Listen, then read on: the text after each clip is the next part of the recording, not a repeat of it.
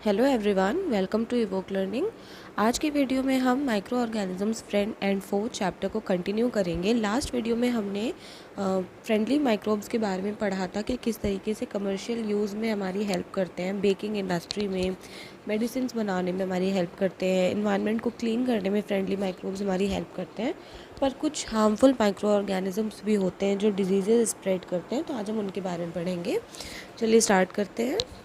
Microorganisms are harmful in many ways. Some of the microorganisms cause disease in human beings, plants and animals. तो microorganisms हमारे लिए कई तरीके से harmful हो सकते हैं। कुछ माइक्रोऑर्गेनिजम्स ऐसे होते हैं जो ह्यूमन बींग्स में, प्लांट्स में, एनिमल्स में डिजीज़ फैलाते हैं। तो ऐसे जो डिजीज़ कॉजिंग माइक्रोब्स होते हैं उनको पैथोजेंस कहते हैं।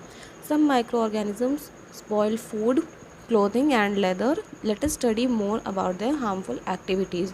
तो कुछ माइक्रो ऑर्गेनिजम्स तो ऐसे होते हैं जो डिजीज़ फैलाते हैं, और कुछ ऐसे होते हैं जो हमारा खाना स्पॉइल कर देते हैं, कुछ क्लॉथ्स को स्पॉइल कर देते हैं। आपने देखा होगा लेदर जैकेट्स वगैरह काफ़ी कभी कभार ख़राब हो जाती हैं, तो ये सब कुछ माइक्रो ऑर्गेनिजम्स की वजह से होता है। Disease causing micro organisms in human. तो ह्यूमन्स में किस तरीके से माइक्रो ऑर्गेनिजम्स डिजीज़ फैलाते हैं इसके बारे में देखते हैं। Pathogens enter our body through the air we breathe, the water we drink और द फूड वी ईट। तो ये जो पैथोजेंस होते हैं यानी कि डिजीज़ कॉजिंग माइक्रोब्स होते हैं, ये हमारी बॉडी में कैसे एंटर होते हैं। जब हम सांस लेते हैं तो हवा के थ्रू एंटर हो जाते हैं, जब हम पानी पीते हैं तो पानी के थ्रू एंटर होते हैं, या फिर अगर खाना हमारा कंटेमिनेटेड है तो उससे भी माइक्रोब्स हमारे अंदर पहुँच जाते हैं। They can also get transmitted by direct contact with an infected person or carried by an animal। हो सकता है कि कोई माइक्रोब किसी एनिमल की वजह से आप तक आ गया हो। कभी कभार पेट्स होते हैं जो हमारे घर में, उनकी वजह से भी माइक्रो ऑर्गेनिजम्स आ जाते हैं। इसके अलावा अगर आप किसी मरीज़ के साथ, कोई इन्फेक्टेड पर्सन है उसके साथ आप डायरेक्ट कांटेक्ट में हैं, उससे हाथ मिलाते हैं, उसके साथ अपनी चीज़ें शेयर करते हैं, तो उन चीज़ों से भी जो माइक्रोब्स हैं वो हमारे अंदर आ जाते हैं। Microbial diseases that can spread from an infected person to a healthy person through air, water, food और physical contact are called communicable diseases. तो जो डिजीज़ेज़, जो माइक्रोबियल डिजीज़ेज़ फैलती हैं किस वजह से, एयर की वजह से, वाटर की वजह से, फूड या फिज़िकल कांटेक्ट की वजह से, यानी एक इन्फेक्टेड पर्सन से एक हेल्दी पर्सन में अगर जा रहे हैं माइक्रोब्स, तो इसका मतलब कि वो कम्युनिकेबल डिजीज़ेज़ हैं, यानी कि वो डिजीज़ेज़ फैलने वाली हैं। जैसे कि अभी कोविड चल रहा है, तो इसीलिए मना किया जाता है कि जो भी इन्फेक्टेड पर्सन है उसको आप बिल्कुल आइसोलेट कर दीजिए, उसके साथ मत अपनी चीज़ें शेयर करिए या उसके आसपास मत बैठिए, जो भी है उसके हाथ वगैरह मत मिलाइए। तो इस वजह से मना किया जाता है, क्योंकि ये डिज़ीज़ कम्युनिकेबल है, फैल जाती है एक इन्फेक्टेड पर्सन से हेल्दी पर्सन में। ऐसे कुछ डिजीज़ेज़ हैं cholera, common cold, chicken pox and tuberculosis. When a person suffering from common cold sneezes, fine droplets of moisture carrying thousands of viruses are spread in the air। अगर किसी व्यक्ति को जुकाम हो रखा है, कॉमन कोल्ड है, अगर वो छींकता है तो उसके ड्रॉपलेट्स जो उसके छींकने की वजह से निकल रहे हैं वो पूरे एटमॉस्फेयर में फैल जाते हैं, और इस वजह से पूरे जितने भी वायरसेस हैं वो एटमॉस्फेयर में एक तरीके से फैल जाते हैं एयर में। द वायरस में enter the body of a healthy person while breathing and cause infection. और यही जब हम सांस लेते हैं तो यही वायरस हमारे अंदर आ जाता है, इस वजह से हम भी बीमार हो जाते हैं। तो इसी वजह से कहते हैं कि हमेशा आप छींकने से पहले आपको हैंकी वगैरह यूज़ करना चाहिए, कोई टिश्यू यूज़ करना चाहिए, ठीक है। Then how do you prevent the spread of communicable diseases. Communicable diseases को फैलने से हम कैसे रोकेंगे। तो यहाँ पर पहेली बता रही है कि we should keep a handkerchief on the nose and mouth while sneezing. जब भी आपको छींक आए, खांसी आए, तो हमेशा अपने नाक को और चेहरे को, माउथ को कवर करना चाहिए हैंकी से। It is better to keep a distance from infected person. जो इन्फेक्टेड पर्सन है उससे आप डिस्टेंस मेंटेन करके रखें, अदरवाइज़ आपको भी हो जाएगा जुकाम। आगे देखिए, there are some insects and animals which act as carriers of disease causing microbes. कुछ ऐसे इंसेक्ट्स होते हैं या एनिमल्स होते हैं जो माइक्रोब्स को कैरी करते हैं, एक्ट करते हैं करियर की तरह, यानी कि उन्होंने डिजीज़ कॉजिंग माइक्रोब को कैरी किया हुआ है, तो वो करियर्स होते हैं। जैसे हाउस फ्लाई है एक करियर। तो हाउस फ्लाई क्या करता है, गार्बेज पे बैठता है, एनिमल एक्सक्रीटा पे बैठता है, जो एनिमल वेस्ट होते हैं। तो जो पैथोजेंस हैं यानी डिजीज़ कॉजिंग माइक्रोब्स हैं वो उसकी बॉडी पर स्टिक हो जाते हैं, चिपक जाते हैं। When these flies sit on uncovered food they may transfer the pathogens. तो अगर आपके घर में खुला हुआ खाना रखा हुआ है, खाने की कोई भी चीज़ खुली है, तो हाउस फ्लाई आकर उस पर बैठेगी और वो जहाँ से भी पैथोजेंस को कैरी करके लेकर के आई है उसको ट्रांसमिट कर देगी आपके फूड पर। Whoever eats the contaminated food is likely to get sick। और जो भी इस खाने को खाएगा, क्योंकि कंटामिनेट हो चुका है, खाना गंदा हो चुका है, उसको जो कोई भी खाएगा वो सिक हो जाएगा, बीमार हो जाएगा। So it is advisable to always keep food covered. इसीलिए हमेशा कहा जाता है कि खाने को ढक के रखना चाहिए। Avoid consuming uncovered items of food. Another example of a carrier is the female Anopheles mosquito which carries the parasite of malaria। तो आपको अवॉइड करना चाहिए अनकवर्ड फूड को, नहीं खाना चाहिए। और एक और एग्जांपल है करियर का, जो कि है फीमेल एनाफिलीज मॉस्किटो। और फीमेल एनाफिलीज मॉस्किटो किसको कैरी करता है? मलेरियल पैरासाइट को कैरी करता है, जिसको कि प्लाज्मोडियम भी कहते हैं। तो ये बहुत इंपॉर्टेंट है, ये आपसे बार बार एग्ज़ाम में भी पूछा जाएगा कि कौन सा वो इंसेक्ट है जो मलेरियल पैरासाइट प्लाज्मोडियम को कैरी करता है। तो वो है female anopheles mosquito. Female aedes mosquito acts as carrier of dengue virus. एक और मॉस्किटो है फीमेल एडीज मॉस्किटो, ये एक्ट करता है एज अ करियर किसका? डेंगू वायरस का। तो ये दोनों क्वेश्चंस आपसे ज़रूर पूछे जाएंगे एग्ज़ाम में कि फ़ीमेल एनाफिलीज मॉस्किटो किस चीज़ का करियर है और फीमेल एडीज़ मॉस्किटो किस डिजीज़ का करियर है। How can we control the spread of malaria और डेंगू। तो हम मलेरिया और डेंगू को फैलने से कैसे रोकेंगे?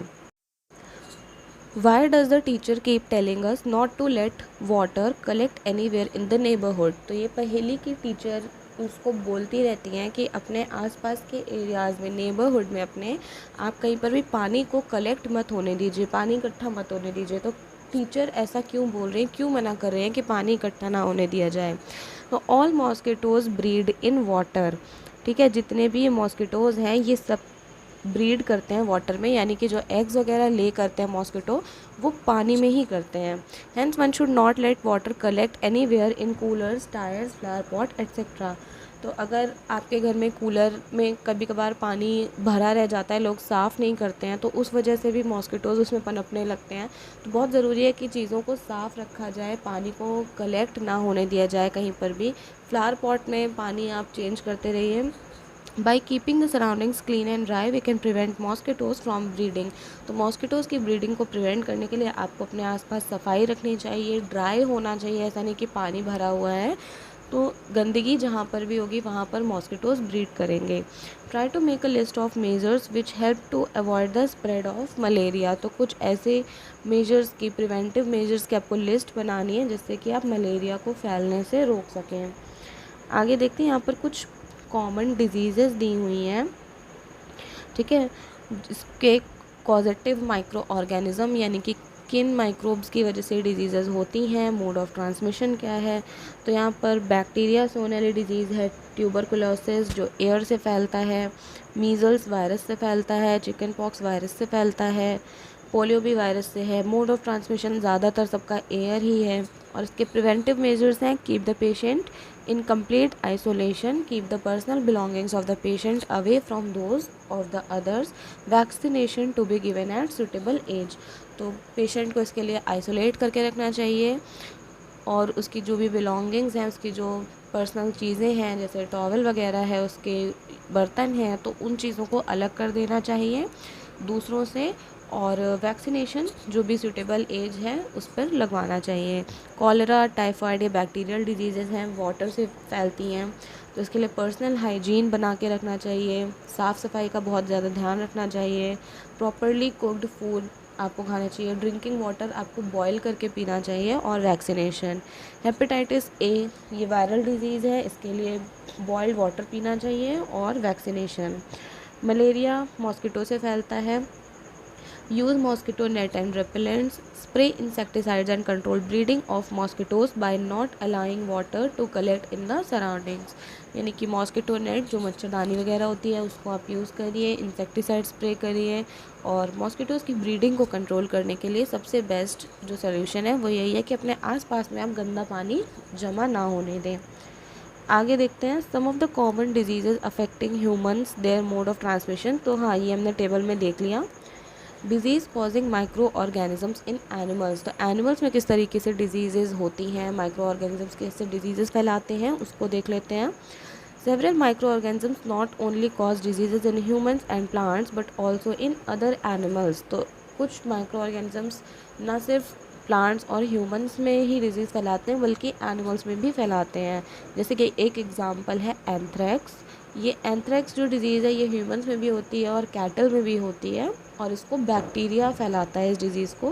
Foot and mouth disease of cattle is caused by a virus. तो कैटल जो होते हैं, गाय भैंस वगैरह जो हैं, इनके फुट में यानी कि पैरों में और माउथ में कुछ डिजीज़ हो जाती है, और ये भी वायरस की वजह से ही होती है। यहाँ पर दिया हुआ है बहुत इंपॉर्टेंट चीज़ है, Robert Koch discovered the bacterium bacillus anthracis which causes anthrax disease. तो रॉबर्ट कोच हैं, इन्होंने 1876 में बैसिलस एंथ्रेसिस नाम का एक बैक्टीरिया डिस्कवर किया था, और यही बैक्टीरिया एंथ्रेक्स डिजीज़ को फैलाता है। ठीक है, आगे देखते हैं। The disease causing micro organisms in plants. अब प्लांट्स में कौन से माइक्रो ऑर्गेनिजम्स डिजीज़ फैलाते हैं? Several micro organisms cause disease in plants like wheat, rice, potato, sugar cane, orange, apple and others. तो इन सारे प्लांट्स में भी डिजीज़ फैलाते हैं micro organisms. The disease reduce the yield of crops. Plants में अगर डिजीज़ होगी तो उसका सीधा इफ़ेक्ट क्रॉप की ईल्ड पर पड़ेगा। जो फसल है ज़्यादातर ख़राब हो जाएगी और बहुत कम फसल हो पाएगी। तो यहाँ पर एक टेबल दी हुई है जो बताती है कि कौन कौन सी प्लांट डिजीज़ेज़ होती हैं, कौन सा माइक्रो ऑर्गेनिज़म उसका कॉजिंग माइक्रो ऑर्गेनिज़म है, और मोड ऑफ ट्रांसमिशन यानी कि फैलता कैसे है। तो सिट्रस कैंकर ये सबसे इम्पॉर्टेंट, इसमें सिट्रस कैंकर ही है, इसको आप ज़रूर याद कर लीजिएगा। सिट्रस कैंकर बैक्टीरिया फैलाता है इसको, और एयर की वजह से ये ट्रांसमिट होता है। रस्ट ऑफ वीट फंजाई है इसका कॉजल माइक्रो ऑर्गेनिज़म, एयर की वजह से होता है, सीड्स की वजह से होता है। येलो वेन मोज़ैक ऑफ भिंडी, ये वायरल डिजीज़ है, इंसेक्ट्स इसको फैलाते हैं। आगे यहाँ पर देखते हैं क्या लिखा था। They can be controlled by the use of certain chemicals which kill the microbes. तो कुछ केमिकल्स का यूज़ करके इन डिजीज़ कॉजिंग माइक्रोब्स को मारा जा सकता है। Next is food poisoning. Boojho के फ्रेंड ने उसको पार्टी पे इनवाइट किया था और वहाँ पर उसने बहुत सारी चीज़ें खाने की खा ली। घर आते ही बूजो को वॉमिटिंग स्टार्ट हो गई, उसको हॉस्पिटल लेके जाना पड़ा। तो डॉक्टर ने बोला कि ये कंडीशन फूड पॉइजनिंग की वजह से हुई है। ठीक है, तो पहेली सोच रही है कि कोई भी फूड जो है वो पॉइजन कैसे बन सकता है, खाना कैसे पॉइजन हो सकता है।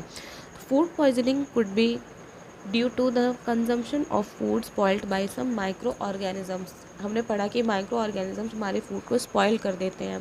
तो अगर इस स्पॉइल्ड फूड को आप कंज्यूम कर लेंगे तो आपको फूड पॉइजनिंग की प्रॉब्लम हो सकती है। Micro organisms that grow on our food sometimes produce toxic substances.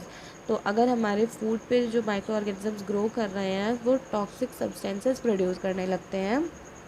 These make the food poisonous, causing serious illness and even death। तो इसकी वजह से फूड पॉइजनस हो जाता है और इसको जो कोई भी खाता है बहुत ज़्यादा सीरियसली बीमार हो जाता है, यहाँ तक कि इवन डेथ भी हो सकती है। So it is very important that we preserve food to prevent it from being spoiled. तो हमको फूड को प्रिजर्व करके रखना चाहिए जिससे कि वो स्पॉइल ना हो, यानी कि बचा के रखना चाहिए। तो नेक्स्ट हम बात कर लेते हैं फूड प्रिजर्वेशन की। तो चैप्टर 1 में हमने फूड ग्रेन्स को प्रिजर्व करने के लिए, उसको स्टोर करने के लिए कुछ मेथड्स के बारे में पढ़ा था, लेकिन हम घर में कुक्ड फूड को कैसे प्रिजर्व करेंगे। तो हमें ये भी पता है कि ब्रेड को अगर मॉइस्ट कंडीशंस में छोड़ दिया जाए, यूज़ ना किया जाए, तो उस पर फंगस अटैक कर देता है।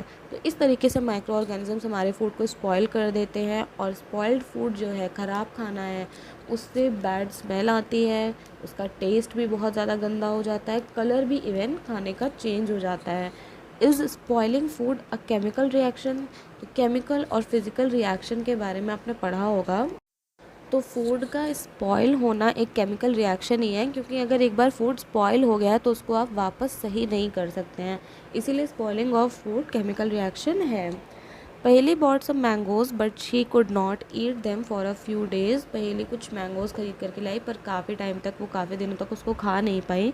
Letter she found that they were spoiled and rotten. कुछ दिन बाद वो देखती है कि ख़राब हो गए हैं मैंगोज, सड़ गए हैं, रॉट हो गए हैं। But she knows that the mango pickle her grand mother makes does not spoil for a long time. She is confuse.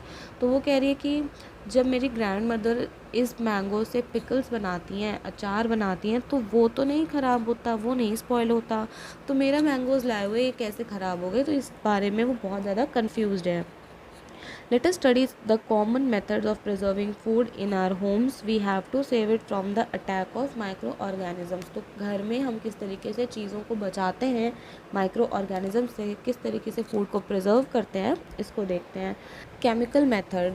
Salts and edible oils are the common chemicals generally used to check the growth of microorganisms. तो salts और edible oils को हम लोग use करते हैं preserve करने के लिए, तो इसीलिए इनको प्रिजर्वेटिव्स भी कहते हैं। प्रिजर्वेटिव्स का मतलब जो हमारे खाने को बचा करके रखें वो प्रिजर्वेटिव्स होते हैं।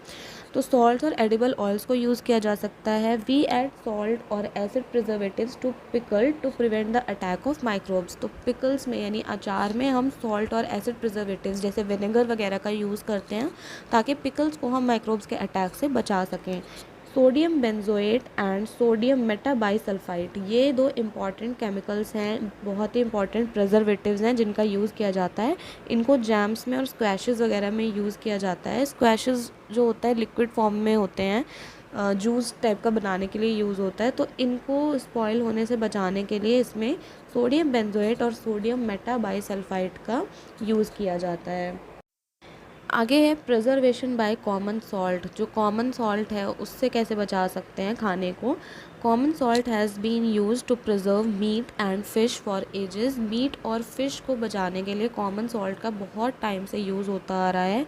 Meet and fish are covered with dry salt to check the growth of bacteria. यानी मीट और फिश को बैक्टीरिया के अटैक से बचाने के लिए उसको ड्राई सॉल्ट में कवर किया जाता है। Salting is also use to prevent amla, raw mangoes, tamarind etcetera. तो इन सारी चीज़ों को बचाने के लिए भी सॉल्टिंग का मेथड यूज़ किया जाता है। Preservation bye sugar. शुगर से कैसे प्रिजर्व करते हैं। शुगर भी एक प्रिजर्वेटिव की तरह यूज़ होता है। जैम्स में, जेलीज़ में, स्क्वैशेस में शुगर का यूज़ करके उनको प्रिजर्व किया जाता है। Sugar reduces the moisture content which inhibits the growth of bacteria which spoil food.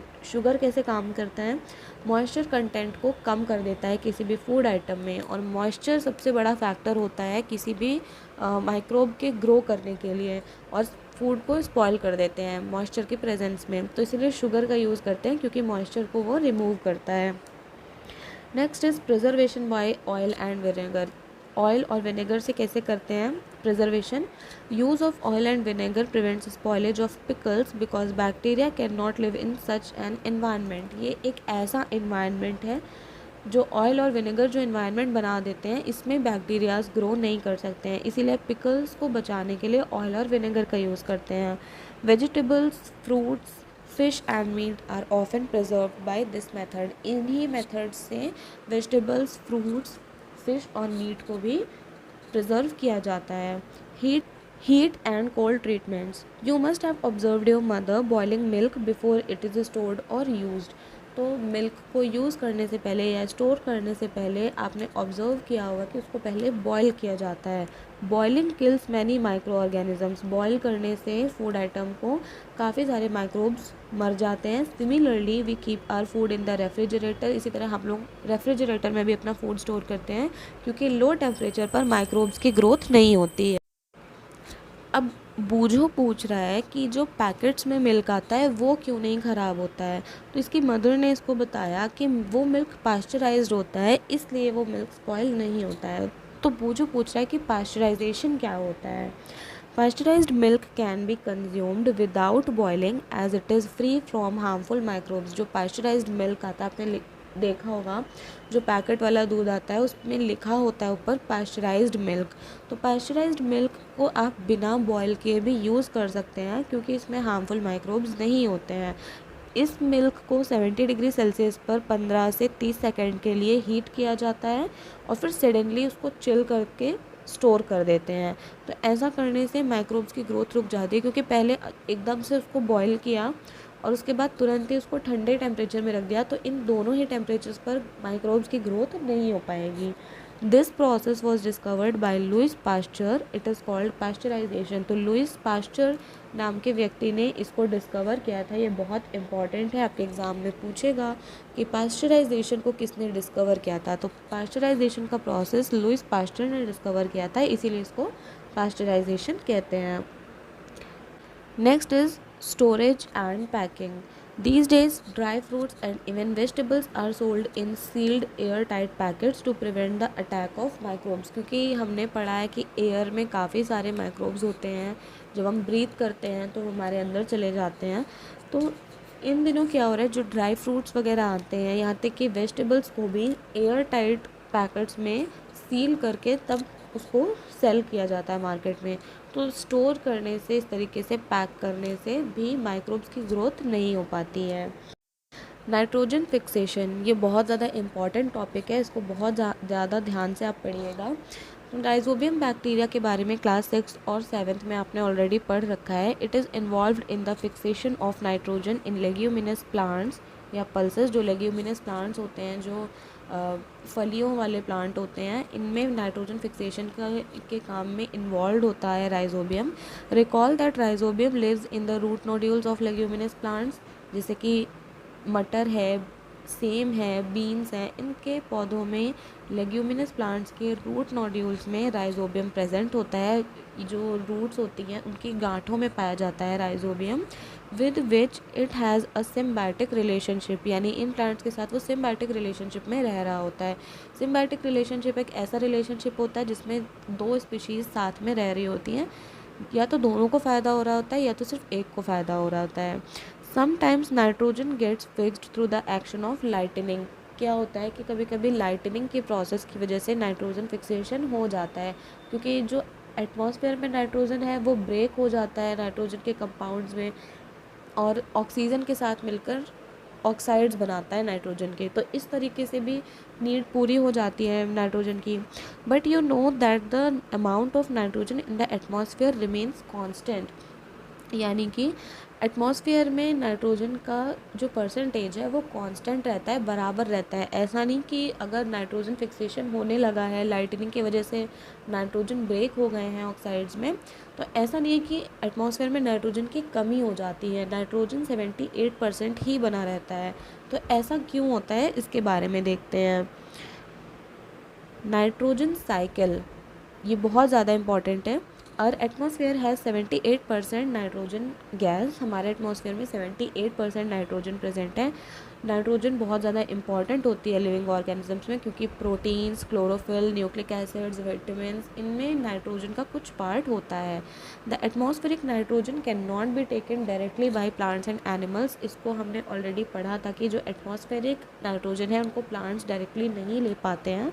तो कुछ बैक्टीरियाज और ब्लू ग्रीन एल्गी जो सॉइल में प्रेजेंट होते हैं, ये नाइट्रोजन फिक्सेशन का काम करते हैं। एटमॉस्फेयर से नाइट्रोजन को लेते हैं और उसको नाइट्रोजन के कंपाउंड्स में कन्वर्ट करते हैं, वापस सॉइल में डाल देते हैं।